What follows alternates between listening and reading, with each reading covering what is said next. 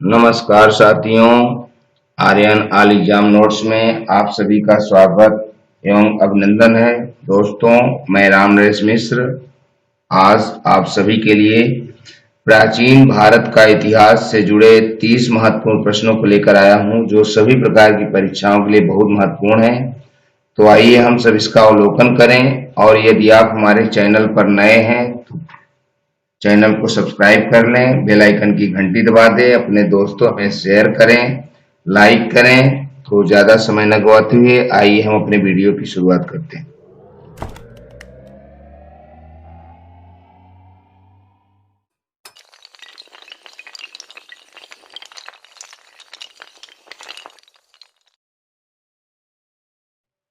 दोस्तों, प्राचीन इतिहास के अंतर्गत वैदिक युग से संबंधित ऋग्वैदिक काल एवं 6ठी शताब्दी ईसा पूर्व के कुछ महत्वपूर्ण प्रश्नों को लेकर उपस्थित हूं, जो सभी प्रकार की परीक्षाओं के लिए बहुत महत्वपूर्ण हैं। और ऐसे प्रश्नों को हमने चुना है जो अक्सर परीक्षाओं में पूछे जाते हैं। तो आइए इन प्रश्नों का अवलोकन करें।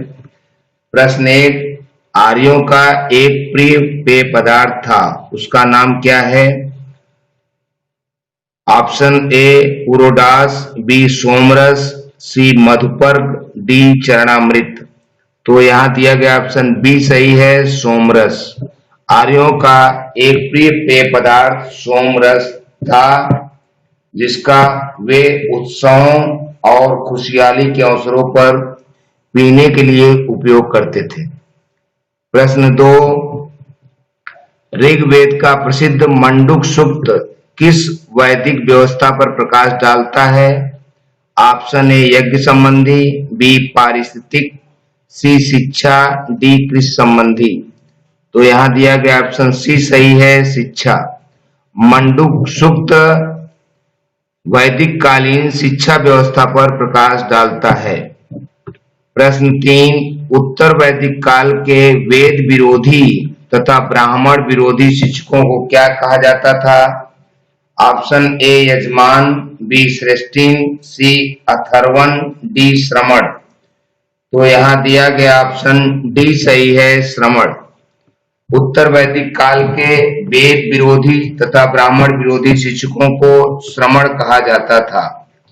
प्रश्न 4, निम्न में से कौन सा वेद गद्य एवं पद्य दोनों में लिखा गया है?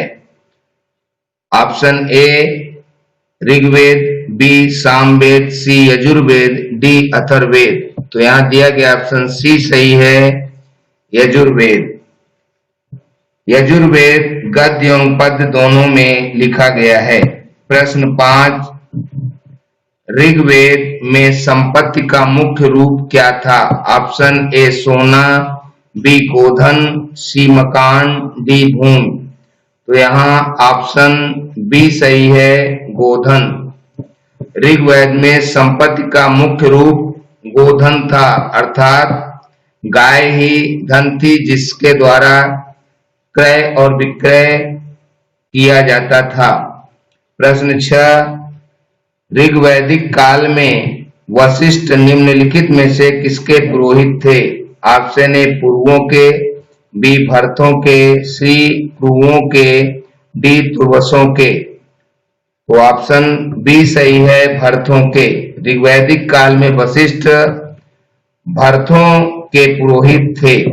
प्रश्न 7, वैदिक युगीन मुजवंत पर्वत निम्नलिखित में से किस देवता का निवास स्थान माना जाता था? ऑप्शन ए इंद्र का, बी सोम का, सी मरुतों का, डी सभी देवताओं का। तो यहाँ दिया गया ऑप्शन बी सही है, सोम का। वैदिक युगीन मुजवंत पर्वत सोम देवता का निवास स्थान माना जाता था। प्रश्न 8, पूर्वी भारत के आर्यीकरण से संबंधित विदेह माधव की कथा का वर्णन किस वैदिक साहित्य में किया गया है? ऑप्शन ए शतपथ ब्राह्मण, बी ऐतरेय ब्राह्मण, सी पंचवीस ब्राह्मण, डी तैत्तरीय ब्राह्मण। तो यहाँ ऑप्शन ए सही है, शतपथ ब्राह्मण। पूर्वी भारत के आर्यीकरण से संबंधित विदेह माधव की कथा का वर्णन शतपथ ब्राह्मण वैदिक साहित्य में किया गया है। प्रश्न 9, ऋग्वेद के नवम मंडल संपूर्ण मंत्र किस देवता को समर्पित हैं? ऑप्शन ए अग्नि, बी इंद्र, सी मित्र, डी सोम। तो यहाँ दिया गया ऑप्शन डी सही है, सोम। ऋग्वेद के नवम मंडल संपूर्ण मंत्र सोम देवता को समर्पित हैं। प्रश्न 10, दास राग युद्ध का संबंध निम्न में से किससे था? Option A Devapi, B Divodas, C Shantanu, D Sudas. तो यहाँ दिया गया ऑप्शन डी सही है, सुदास। दासराग युद्ध का संबंध सुदास नामक राजा से था। प्रश्न 11, आर्यों के बारे में किसके लेख प्रसिद्ध हैं? Option A Shankaracharya, B Annie Besant, C Swami Vivekananda, D Bal Gangadhar तिलक। तो यहाँ ऑप्शन डी सही है, बाल गंगाधर तिलक। आर्यों के बारे में बाल गंगाधर तिलक ने लेख लिखा है। प्रश्न 12, निम्नलिखित पुरोहितों में से किसका कार्य यज्ञ के संपादन का निरीक्षण करना था? ऑप्शन ए अध्वर्यु, बी ब्रह्म, सी होता, डी उद्गाता। तो यहाँ दिया गया ऑप्शन ए सही है, अध्वर्यु। अध्वर्यु पुरोहितों का कार्य यज्ञ के संपादन का निरीक्षण करना था। प्रश्न 13, ऋग्वेद में वर्णित सबसे सामान्य अपराध निम्नलिखित में से क्या था? ऑप्शन ए अपहरण, बी पशुओं की चोरी, सी डकैती, डी हत्या। तो यहाँ दिया गया ऑप्शन बी सही है, पशुओं की चोरी। ऋग्वेद में वर्णित सबसे सामान्य अपराध पशुओं की चोरी थी, क्योंकि उस समय पशु ही धन थे और इसी धन की चोरी लोग किया करते थे। प्रश्न 14, नैतिक व्यवस्था के निरीक्षक के रूप में किस वैदिक देवता का वर्णन हुआ है? Option A Indra, B Rudra, C Varuna, D Vishnu. तो यहाँ दिया गया ऑप्शन सी सही है, वरुण। नैतिक व्यवस्था के निरीक्षक के रूप में वरुण वैदिक देवता का वर्णन हुआ है। प्रश्न 15, वैदिक साहित्य का अंतिम भाग होने के कारण उपनिषद को किस अन्य नाम से भी जाना जाता है? ऑप्शन ए ऐतरेय, बी वेदांत, सी मीमांसा, डी कारिका। तो यहाँ दिया गया ऑप्शन बी सही है, वेदांत। वैदिक साहित्य का अंतिम भाग होने के कारण उपनिषद को वेदांत के नाम से भी जाना जाता है। वेदांत अर्थात वेदों का अंत। उपनिषद सबसे अंत में लिखे गए, इसलिए इन्हें वेदांत भी कहते हैं। प्रश्न 16, बुद्ध का अर्थ क्या होता है? ऑप्शन ए ज्ञान प्राप्त, बी धर्म प्रचारक, सी प्रतिभाशाली, डी शक्तिशाली। तो यहाँ दिया गया ऑप्शन ए सही है, ज्ञान प्राप्त। बुद्ध का अर्थ ज्ञान प्राप्त से है। गौतम बुद्ध जब ज्ञान प्राप्त कर लिए तो उन्हें बुद्ध कहा गया। प्रश्न 17, गौतम बुद्ध का जन्म स्थान क्या था? Option A Kushinagar, B Sarnath, C Bodh Gaya, D Lumbini. तो यहाँ दिया गया ऑप्शन डी सही है, लुम्बिनी। गौतम बुद्ध का जन्म लुम्बिनी में हुआ था। प्रश्न 18, गौतम बुद्ध का जन्म स्थान किसके द्वारा अंकित किया जाता है? ऑप्शन ए अशोक का रुम्मिनदेही स्तंभ, बी मूर्ति, सी पीपल वृक्ष, डी बौद्ध मत। तो यहाँ दिया गया ऑप्शन ए सही है, अशोक का रुम्मिनदेही स्तंभ।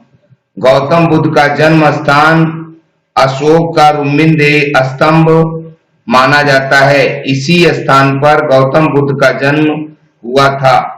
प्रश्न 19, बौद्ध धर्म में बुल का संबंध बुद्ध के जीवन की किस घटना के साथ है? ऑप्शन ए जन्म, बी महाभिनिष्क्रमण, सी प्रबोध, डी महापरिनिर्वाण। तो यहाँ दिया गया ऑप्शन ए सही है, जन्म। बौद्ध धर्म में बुल का संबंध बुद्ध के जन्म की घटना से लिया जाता है। प्रश्न 20, बुद्ध किस वंश से संबंधित थे? Option A Jnatrika, B Maurya, C Shakya, D Kuru. तो यहाँ दिया गया ऑप्शन सी सही है, शाक्य। बुद्ध शाक्य वंश से संबंधित थे। प्रश्न 21, निम्नलिखित में से कौन सा शासक बुद्ध का समकालीन नहीं था? Option A Udayana, B Bimbisara, C Ajatashatru, D Mahapadmananda. तो यहाँ दिया गया ऑप्शन डी सही है, महापद्मनंद। महापद्मनंद बुद्ध का समकालीन नहीं था। शेष, उदयन, बिंबिसार, अजातशत्रु बुद्ध के समकालीन थे। प्रश्न 22, बुद्ध को प्रबोध कहाँ प्राप्त हुआ था? ऑप्शन ए सारनाथ, बी बोध गया, सी कपिलवस्तु, डी राजगृह। तो यहाँ दिया गया ऑप्शन बी सही है, बोध गया। बुद्ध को प्रबोध अर्थात ज्ञान बिहार के बोध गया में प्राप्त हुआ था। प्रश्न 23, बुद्ध ने अपना प्रथम प्रवचन कहाँ दिया था?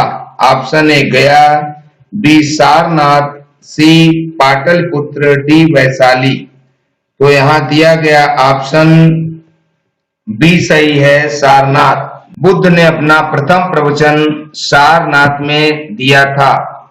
प्रश्न 24, इच्छा सब कष्टों का कारण है, इसका प्रचार करने वाला धर्म कौन सा है? ऑप्शन ए बौद्ध धर्म, बी जैन धर्म, सी सिख धर्म, डी हिंदू धर्म। तो यहाँ दिया गया ऑप्शन ए सही है, बौद्ध धर्म।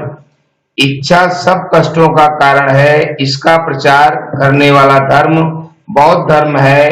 इसमें गौतम बुद्ध ने यह बताया कि हमें भरसक इच्छाओं से दूर रहना चाहिए, क्योंकि जितनी ही इच्छा हम बनाएंगे इन्हीं इच्छा के कारणों से हमें कष्ट होगा। अतः इच्छा निवृत्ति होनी चाहिए, कर्म करते जाना चाहिए और उसका फल हमें मिलता रहेगा, किंतु इच्छा पाल के नहीं रखनी चाहिए। प्रश्न 25, बुद्ध, धम्म तथा संघ मिलकर क्या कहलाते हैं? ऑप्शन ए त्रिरत्न, बी त्रिवर्ग, सी त्रिसर्ग, डी त्रिमूर्ति। तो यहाँ दिया गया ऑप्शन ए सही है, त्रिरत्न। बुद्ध, धम्म तथा संघ मिलकर त्रिरत्न कहलाते हैं। प्रश्न 26, किस भाषा का ज्यादा प्रयोग बौद्धवाद के प्रचार के लिए किया गया? Option A Sanskrit, B Prakrit, C Pali, D Sauraseni. तो यहाँ दिया गया ऑप्शन सी सही है, पाली। पाली भाषा का ज्यादा प्रयोग बौद्धवाद के प्रचार के लिए किया गया। प्रश्न 27, बुद्ध की मृत्यु किस वर्ष हुई? ऑप्शन ए 483 ईसा पूर्व, बी 438 ईसा पूर्व, सी 453 ईसा पूर्व, डी 468 ईसा पूर्व। तो यहाँ दिया गया ऑप्शन ए सही है, 483 ईसा पूर्व। बुद्ध की मृत्यु 483 ईसा पूर्व हुई थी। प्रश्न 28, भगवान बुद्ध ने प्राण कहाँ त्यागे? ऑप्शन ए राजगीर, बी बोध गया, सी सारनाथ, डी कुशीनगर। तो यहाँ दिया गया ऑप्शन डी सही है, कुशीनगर। भगवान बुद्ध ने कुशीनगर में अपने प्राण त्यागे। प्रश्न 29, बौद्ध ने निम्नलिखित में से किस स्थान पर महापरिनिर्वाण प्राप्त किया था? ऑप्शन ए कुशीनगर में, बी कपिलवस्तु में, सी पावा में, डी कुंडग्राम में। तो यहाँ दिया गया ऑप्शन ए सही है, कुशीनगर में। गौतम बुद्ध ने महापरिनिर्वाण अर्थात मृत्यु को प्राप्त कुशीनगर में हुए थे। प्रश्न 30, जो इस वीडियो का अंतिम प्रश्न है, बौद्धों के पवित्र अवशेषों पर निर्मित गुंबदाकार छत वाली अर्धगोलाकार संरचना को क्या कहते हैं? ऑप्शन ए स्तूप, बी धर्मादेश, सी स्तंभ, डी एकास्मक। तो यहाँ दिया गया ऑप्शन ए सही है। स्तूप बौद्धों के पवित्र अवशेषों पर निर्मित गुंबदाकार छत वाली अर्धगोलाकार संरचना को स्तूप कहते हैं, जहां पर गौतम बुद्ध की तमाम यादों की चीजें संरक्षित रखी गई हैं। तो दोस्तों, आज आपने पूरा वीडियो देखा। आज आप सबके लिए हमने 2 सवाल भी दिए हैं, जिनके उत्तर हमें कमेंट बॉक्स में जरूर बताएं। इनके उत्तर इसी वीडियो में छिपे हुए हैं। और दोस्तों, यदि आपने हमारे चैनल को अब तक सब्सक्राइब नहीं किया है तो प्लीज सब्सक्राइब कर लें, जिससे आपको मैं निःशुल्क वीडियो बनाता रहूं और आपकी परीक्षा की तैयारी कराता रहूं। दोस्तों, आज का पहला प्रश्न है, इच्छा सब कष्टों का कारण है, इसका प्रचार करने वाला धर्म कौन सा है? प्रश्न 2, आर्यों का प्रिय पेय पदार्थ क्या था? हम शीघ्र ही आपके लिए एक अच्छे वीडियो को लेकर उपस्थित होंगे। तब तक हमें आज्ञा दीजिए। शुक्रिया, थैंक यू, धन्यवाद।